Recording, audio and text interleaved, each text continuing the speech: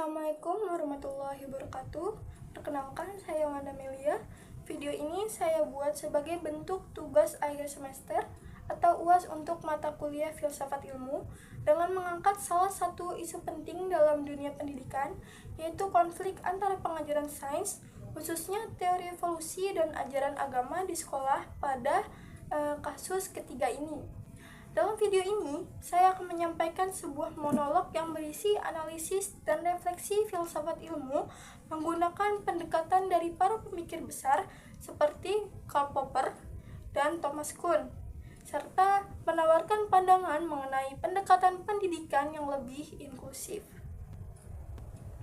Saya ingin mengajak Anda semua merenung sejenak tentang sesuatu yang tidak asing di telinga kita, tapi kerap membuat kita diam dalam kebingungan, yaitu konflik antara sains dan agama. Baru-baru ini, di sebuah sekolah menengah di kota kecil, terjadi perdebatan yang cukup hangat. Sekolah tersebut mengajarkan teori evolusi dalam pelajaran biologi yang sebagaimana mestinya kurikulum sains modern. Namun, beberapa orang tua ini merasa keberatan. Mereka meminta agar narasi penciptaan dari kitab suci juga dapat diajarkan, agar anak-anak tidak hanya belajar tentang asal-usul kehidupan dari sisi ilmiah saja, tetapi juga dari sisi keimanan. Perdebatan pun mulai pecah. Sebagian guru bersikukuh pada pentingnya menjaga kemurnian sains dalam ruang kelas. Yang lain mencoba membuka ruang dialog, memberikan tempat bagi nilai-nilai yang religius. Dan saya bertanya pada diri saya sendiri, apa yang sebenarnya sedang kita pertengkarkan? Apakah ini benar-benar soal teori evolusi dan penciptaan? Atau ada sesuatu yang lebih mendalam? Nah, disinilah saya merasa filsafat ilmu menawarkan pandangan-pandangan yang bijak. Filsafat ilmu mengajarkan kita bahwa ilmu dan agama adalah dua jalan pencarian kebenaran, tetapi dengan metode dan cakupan-cakupan yang berbeda. Ilmu sains berangkat dari observasi, eksperimen, dan penalaran yang logis.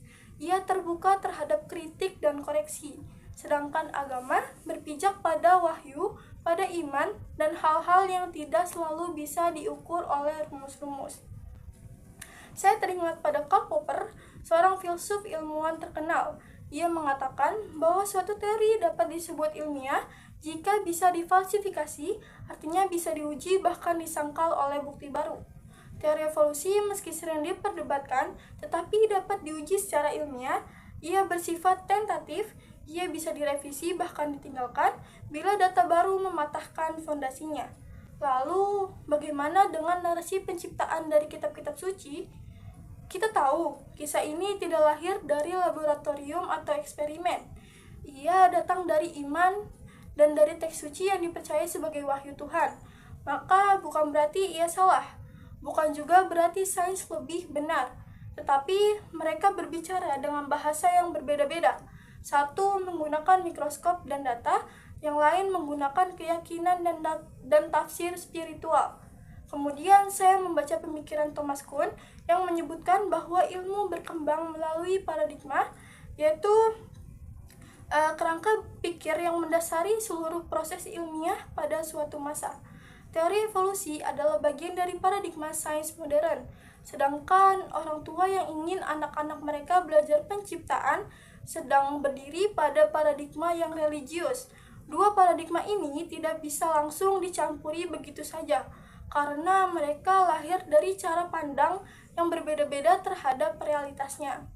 Jadi, kita sedang menyaksikan bukan sekedar perdebatan antara dua teori ini, tapi benturan dua bagaimana cara berpikirnya.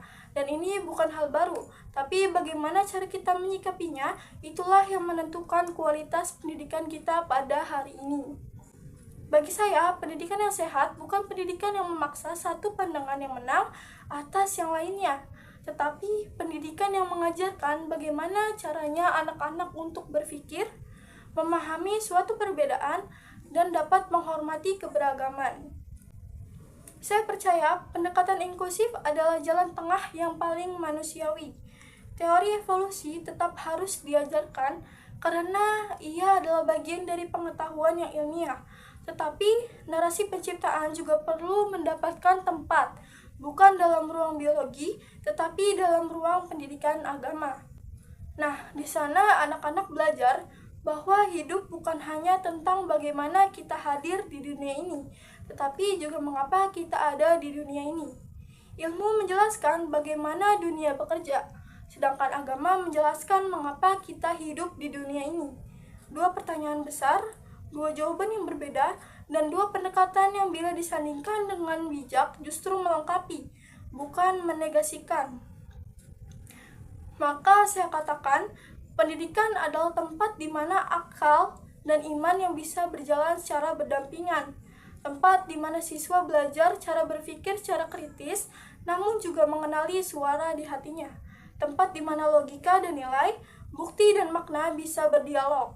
Saya membayangkan ruang kelas di mana guru-guru biologi menjelaskan evolusi dengan cara jernih dan guru agama membimbing siswa memahami penciptaan dengan cara hikmah.